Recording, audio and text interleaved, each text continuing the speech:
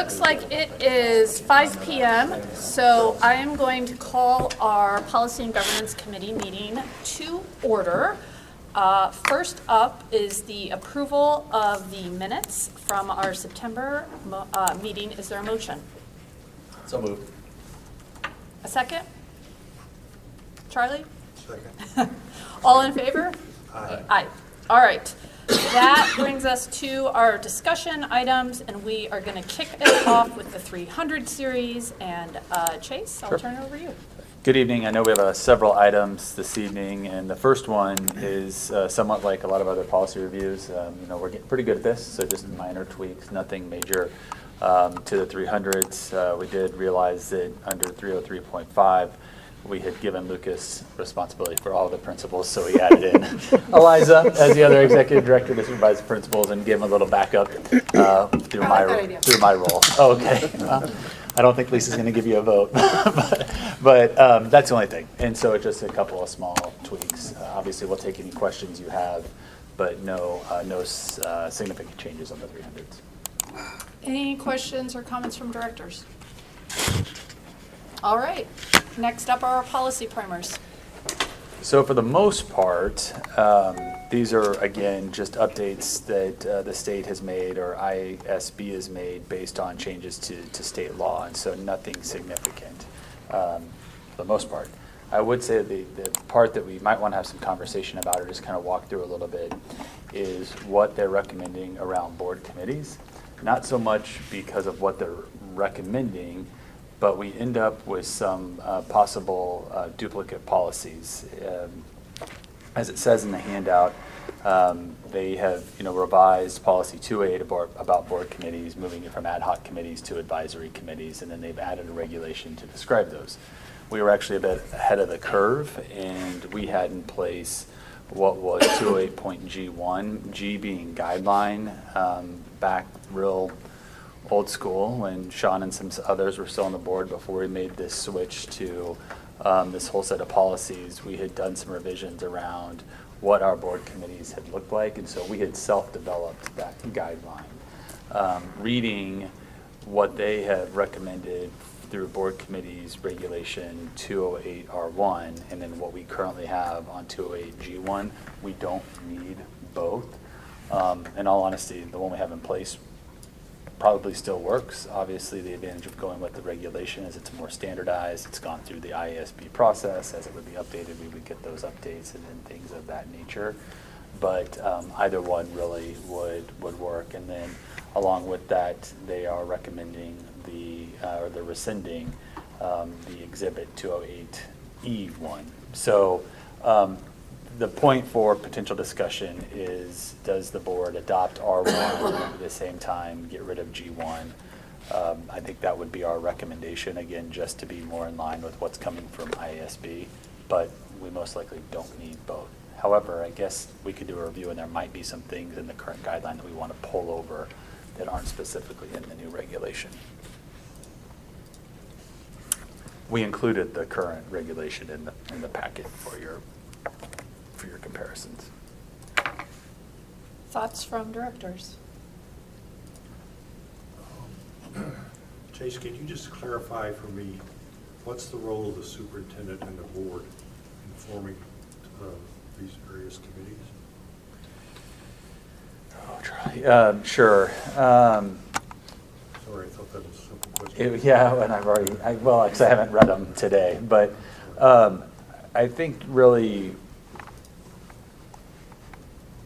obviously they're considered board committees, and so the authority to appoint members would come through the board, or would it come through the superintendent? I do think one of the things that we would want to check with legal on, and we brought this up when we did the legislative overview in August, is that if they're as board committees, they are considered to be public, and so those board members, the committee members, might have to go through that same open records training that the board members have to go to.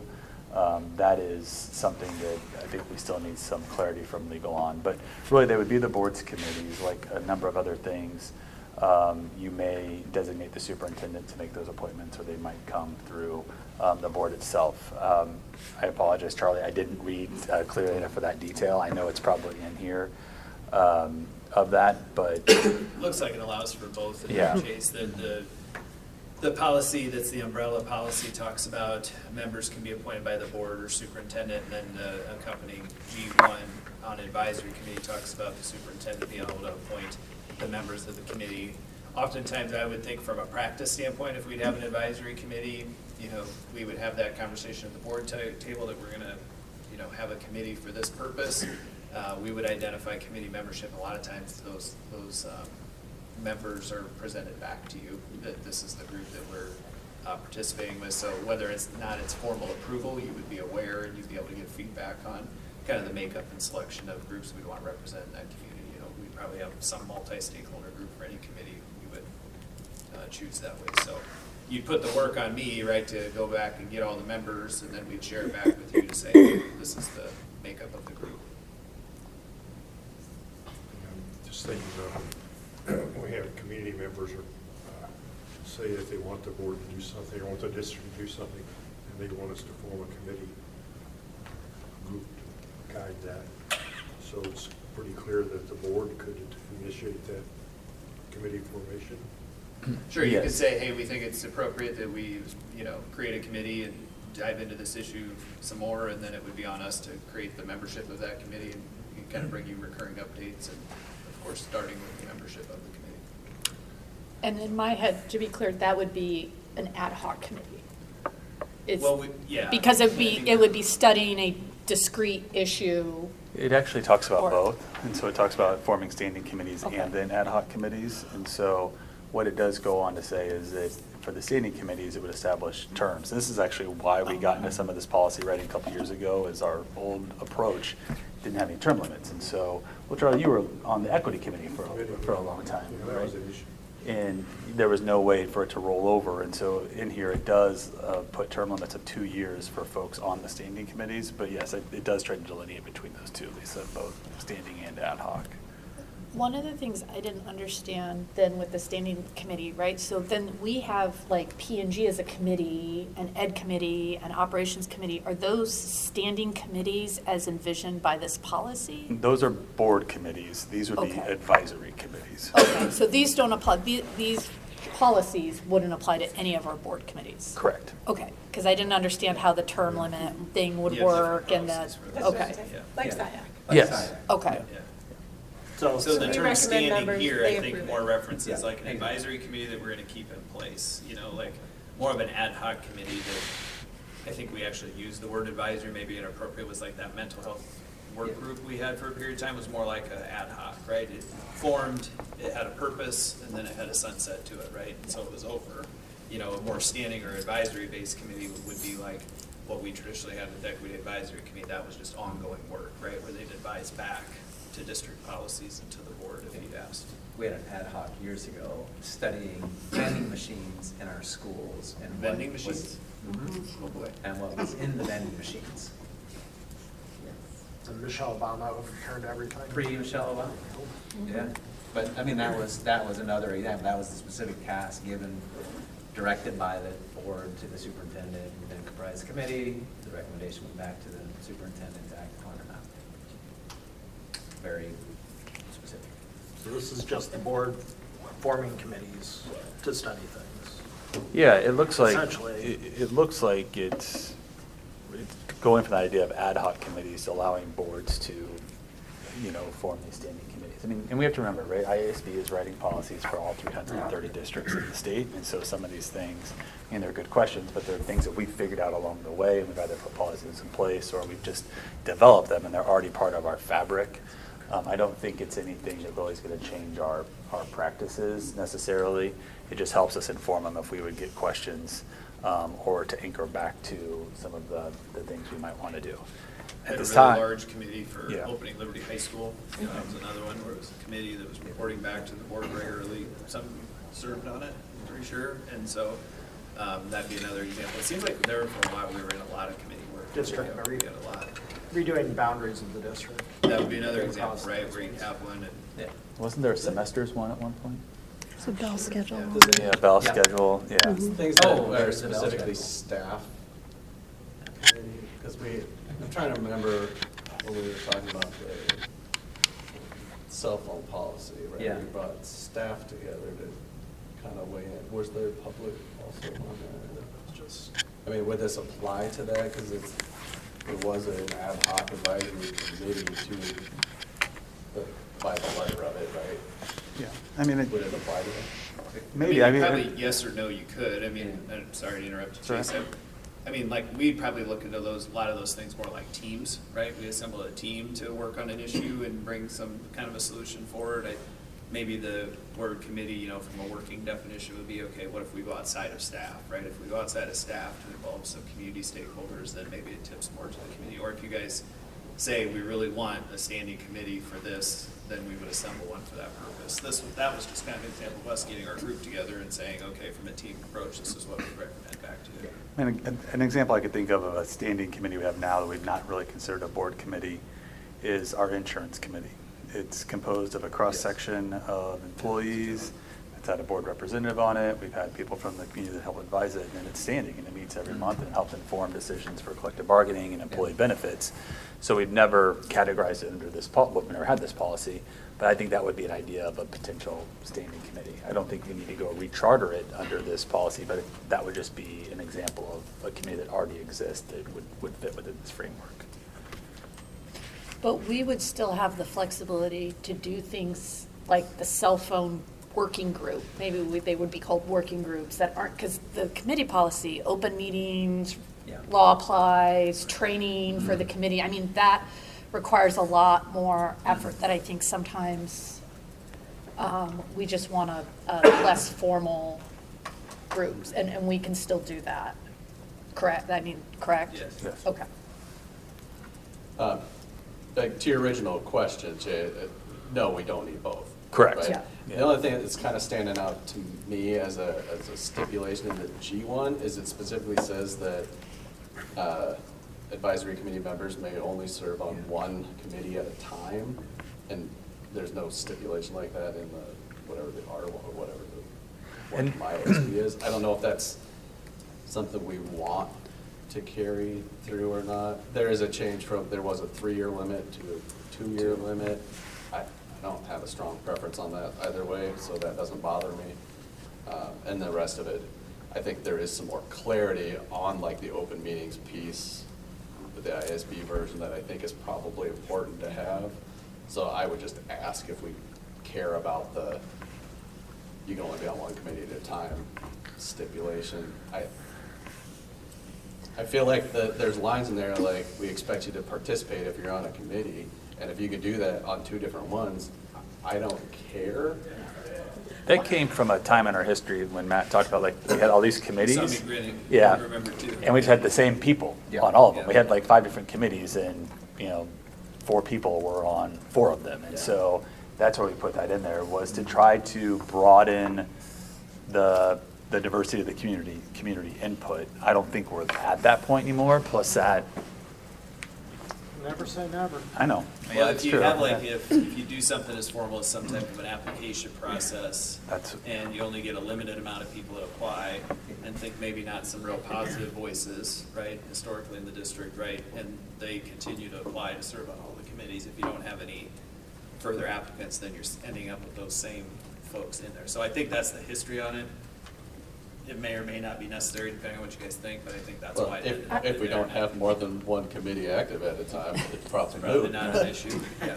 I also wonder, I'd be a little concerned, like, if we had something going on with the high schools, right, and say we had 3 different committees, vending machines, cell phones, and boundaries, but maybe, like, since Lucas is director of secondary, we would want him on every single one of those committees, and whether or not we could under this, like, I would almost say, I don't think we want that, just in case there is somebody on the team that we would want on Yeah, multiple it doesn't, committees. yeah, you're right, it doesn't discriminate, like, No. this is only applicable to like folks from the community. It's like Yeah. any member on the committee is the way it's Yeah, written. it doesn't differentiate between So, staff and. That's a Yeah. valid point. But maybe we want to differentiate between, Oh, we could. community members can only serve, but, We can also make determinations and tell people if they're already on one advisory committee that we're gonna select somebody else for a different advisory committee because they're already on one. I mean, we can do that from a process standpoint, when we select the members too, without having it stated in policy, so. Well, I guess a committee member in that situation could say if they will resign from the committee they're on and seek appointment to the other committee if they have True. a preference. And there's nothing in these policies that would prohibit that. I don't think they're signing the contract to be on the committee for that duration.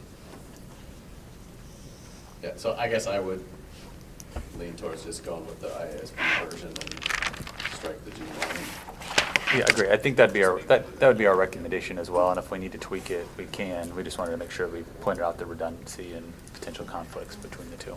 That's where my head's at too, where Sean's is.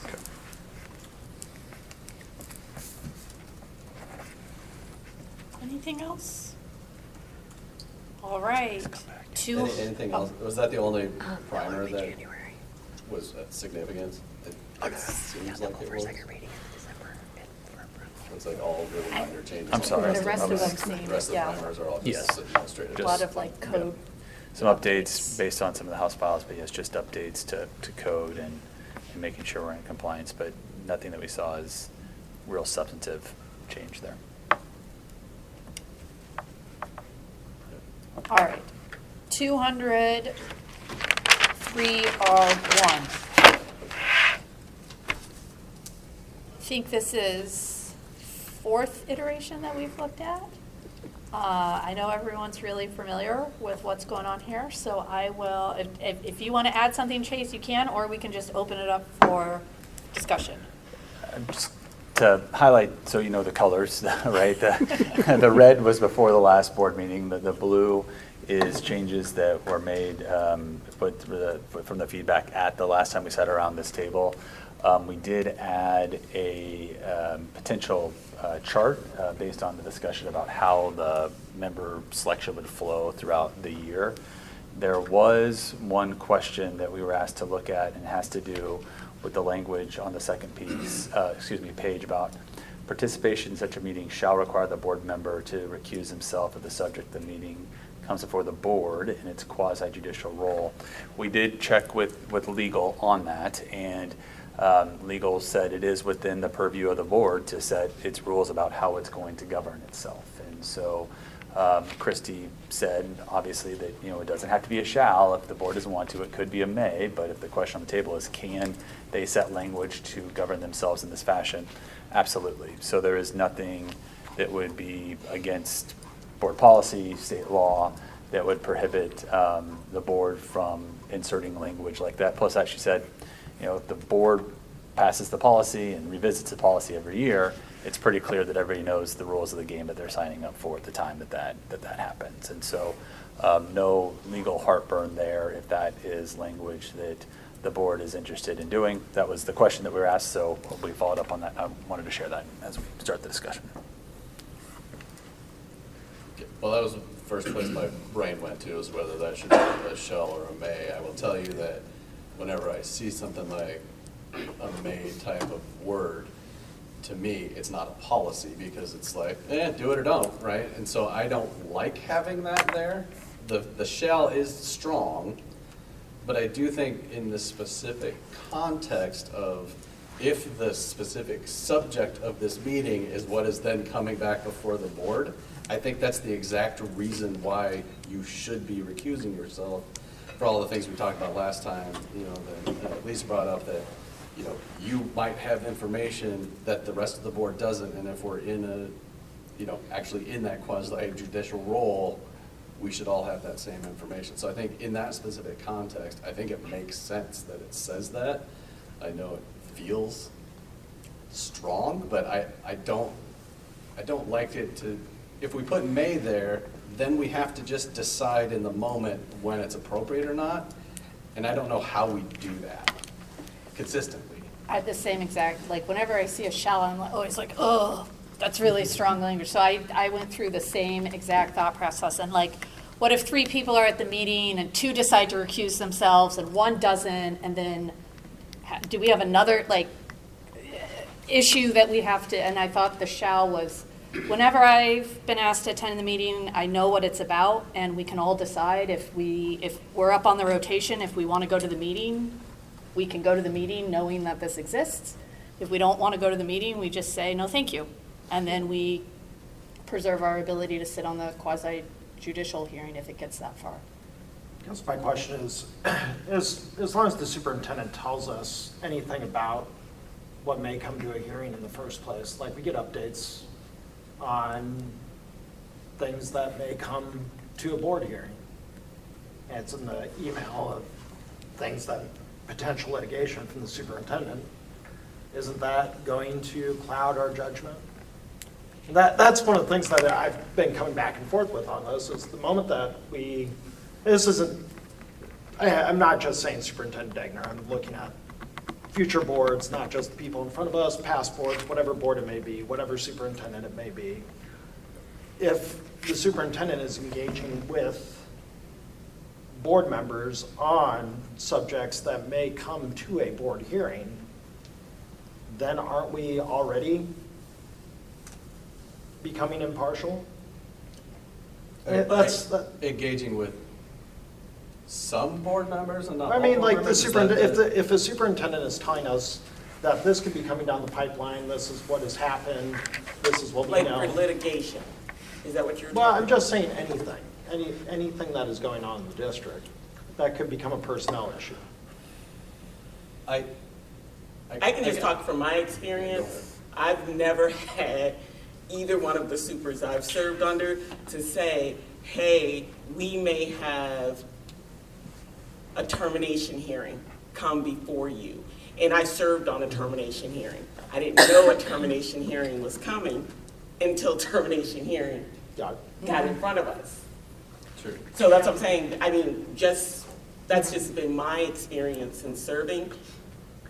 And I can see where that could be a potential issue because somebody did meet with the person who had the termination hearing, and that can create an issue because then they hear that person's side, but not the school district side. And I didn't know about it until it was like, this hearing, what day can you be available? I guess I can see how, I think one of the questions, right, is if we were walking into a termination hearing and all the board members were there, we should all come in with the same level of knowledge. It doesn't mean we all come in with no knowledge. We all come in with the same level of knowledge, I think is the important part. And I think if those kind of communications are going to everyone, I'm not super concerned of it. I do agree that we don't find out that there's a termination hearing until it's happening, but I do feel like it would be wildly inappropriate if Matt reached out to me saying, hey, this thing that's going on, it might lead to termination hearing. I don't want you to be there so you can be at this other thing. Yeah. Like, that would be really bad. I would tell you to your face to don't do that. So that's what would be a problem. But if everybody's got basically the same basic information, there's potential litigation, you all know, I don't know that that's necessarily a bad thing. That's where I was going to connect the two, because I think it's a good question, right? Like, how do you not have more information on, I think your concern is, okay, would we have information from one side and then potentially not information from the other perspective? I think what Sean is saying, right, that you wouldn't want to have different levels of information. You wouldn't want to have 3 board members with significant levels of information on one side and 4 walking in and hearing all the information on the first time. So some base level knowledge of a situation, I feel like, is different than being involved in, I think that would be my perception of it. That'd be much different than being in a longer, more intense meeting where a lot of details and information are shared.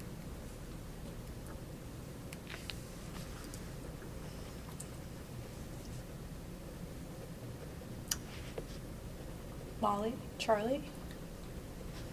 So, does this wording meet your concerns?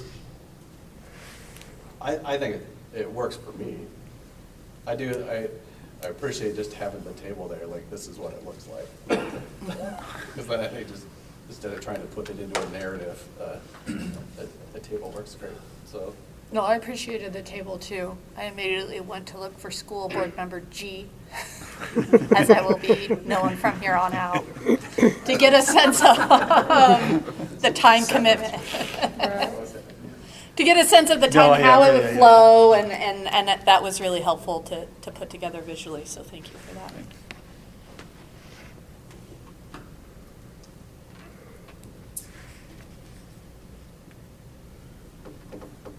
Are we ready to discuss this at the board table later tonight and vote? Feel good about? It wouldn't be for a vote tonight. It's not on the Oh, agenda it's for not a on vote. the, It would oh be in gosh, I thought we were December. voting tonight. I'm sorry. That's my fault. Okay. All right, so one more month. All right. So instead, are we, no other changes or feedbacks to make to the policy, and we'll have the final read in a month?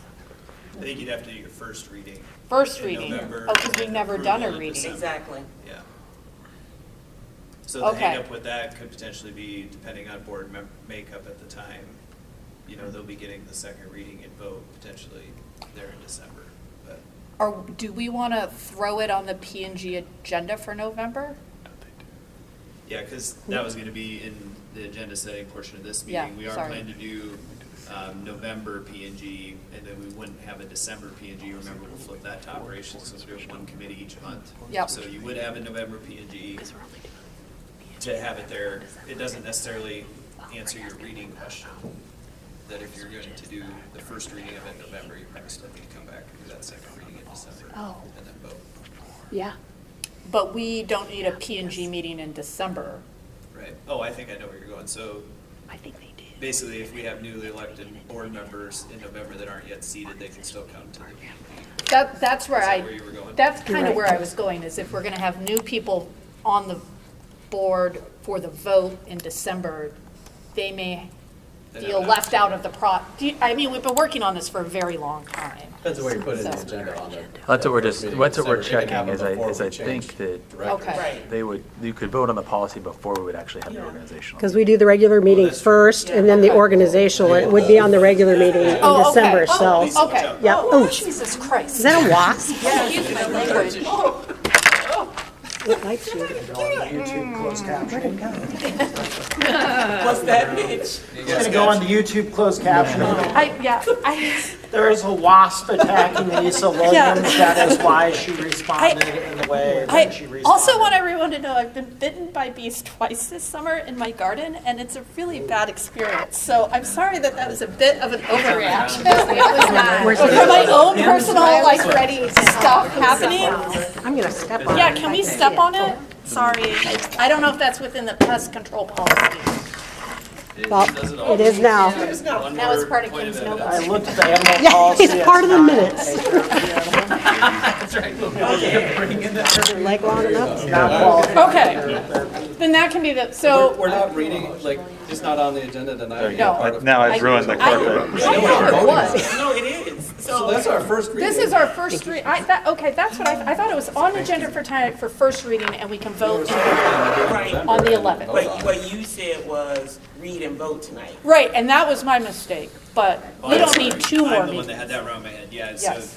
since you didn't, that would have been maybe the conflict, is if you had made any changes, the review tonight, you could have said potentially would have been sufficient, but if there's no changes, you'll count tonight as a review, count November as the second review, and then you could vote on it. Yeah. Maybe that could be the plan. All right, so we'll do first reading tonight. I'm not hearing any changes that anybody would like to propose for the team to take back. And then we will have one more discussion in November before voting. Cool? Would you like a clean copy for November? Yes, please. Okay. And then moving on to our last item, our animal policies. I'm gonna pass the baton to Nick.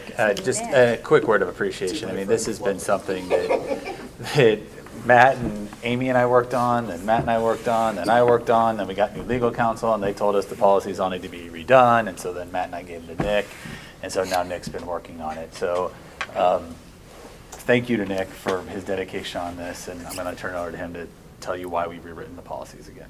And I'll also thank Corinne Frank, who joined our team, and we started working through this as we ultimately started to try to clean up kind of just animals amongst the district, because there are animals, various categories. The big highlights within this is one, you'll see the new category of emotional support animals within the school district. Ultimately, we were already approving some of these, but kind of just not under the correct context. So we need to make sure that we had a policy that kind of coincided with those things. And then we put some limitations within that to limit it to dogs versus, because emotional support animals can actually be all sorts of things. It's a fun fact. So we limited that to appropriately trained dogs. And then we just tried to get some greater, you can just see the language, trying to have some consistency from one category to the other when people are applying and taking care of some of that. So that was the work that we did as a team. So, Nick, as I understand this policy, we now will have 3 different categories of animals. There's service animals that are ADA compliant, and that's like a box. And then there's therapeutic animals, which are not required under the ADA, and emotional support animals, which are not required under the ADA. Correct. But we've created our own internal policy on how to address those. Yes. Okay. And we were, yes, the policy better covers us now related to this, because I think a lot of, previously, there had been some emotional support animals approved under more of a therapy category, where that wasn't the appropriate category for those. So now we're really outlining this and following just broader policy better. So, and the latter two, the therapy and Emotional support. emotional support, is limited to dogs. Could you just Yeah. give There- me some reasoning as to why we landed on just dogs? We felt like, because actually if you look at some of the stuff around emotional support, you could say it could be pretty much any animal other than livestock. We just wanted to stick with dogs because of the training level and different things, so that way similar alignment to what we do with therapy and service animals. There's certain certifications and different pieces along with that, so that's why we stuck with dogs. Well, I certainly understand why you'd want to not have it be a free-for-all and Yeah. allow anything that somebody's deeming necessary. That's why we limited, like, Yeah, that was our, yeah, and I think at this point, our environment is used to dogs being in it for various things, whether it's a ADA service animal or a therapy dog that a staff member's bringing that they've done the appropriate certifications with. So people are just more comfortable with dogs being the animal of choice. How do you work with students in the class that may be severely allergic to dogs and require, there's a reason we have hypoallergenic poodles in my house. It's not because I love the breed, it's because the type of dog I can live with. Though the breed is great for the poodles lovers listening in. You're on that. There's actually a parameter in here that talks, there's a parameter in here that talks about the health and safety of the overall environment, so that's our piece. One of the things that we reach out immediately when an animal's going to be appointed is then to look at the school and just basically ask, is there anyone that has this, extreme allergy where it could be something that could impact like someone else's health and safety, because then we'd have to navigate that a little bit differently. Fortunately, we haven't had anyone to that degree where it's been a major concern. The other thing we have to sometimes navigate too is there can be just fear around some of the animals as well, so just working through that. So there's a process of notification when there's going to be an animal in a building, and a way for families to give us feedback for their students. Do you know how many animals we currently have under these policies? I think it's about 12. 12? Yep. Are they more secondary or elementary?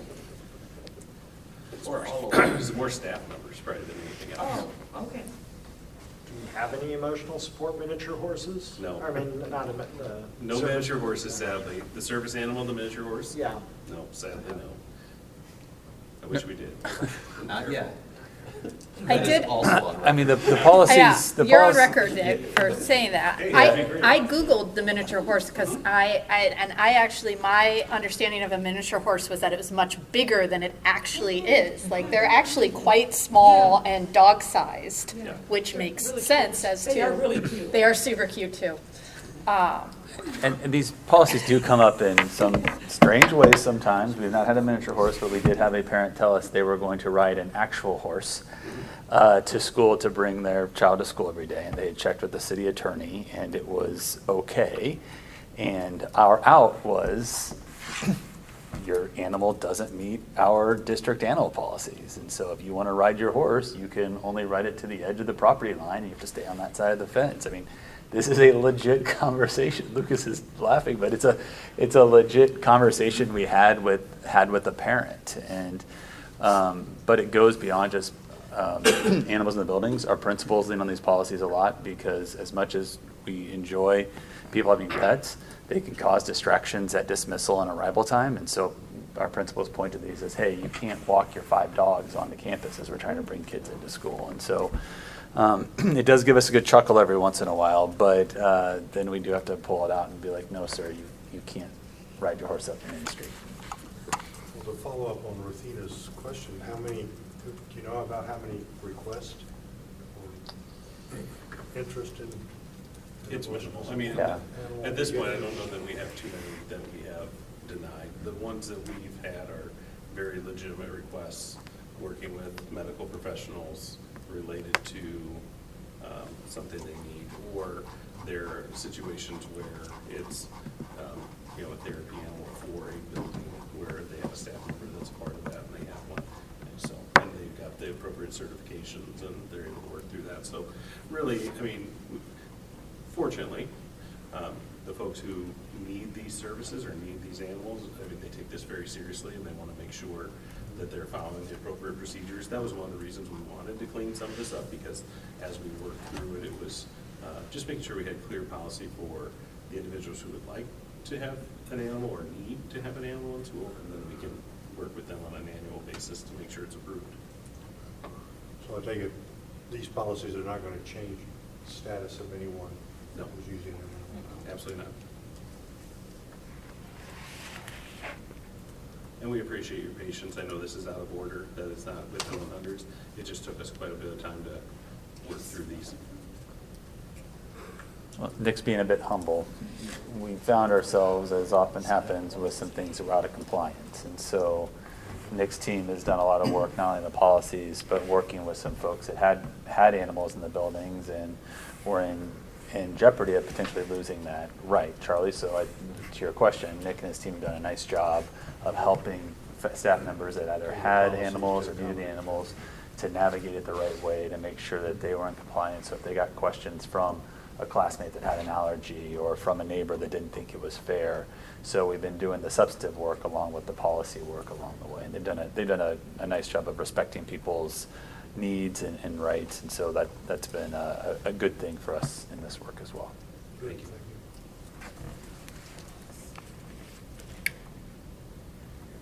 Any other questions or comments about our animal policies? All right. Well, that takes us to agenda setting. And I think we already mentioned, but we are going to meet on November 11th at 5:30, not 5 o'clock. Okay. And we will do the 400s. And I'm hoping it's like the 300s and the 200s, that there's not a lot there, and we'll bring back a clean version of 200.3 R1 for the committee to have a final look at. perfect. All right. Is there a motion? Move we adjourn. Is there a second? Second. All in favor? Aye. Aye. All right.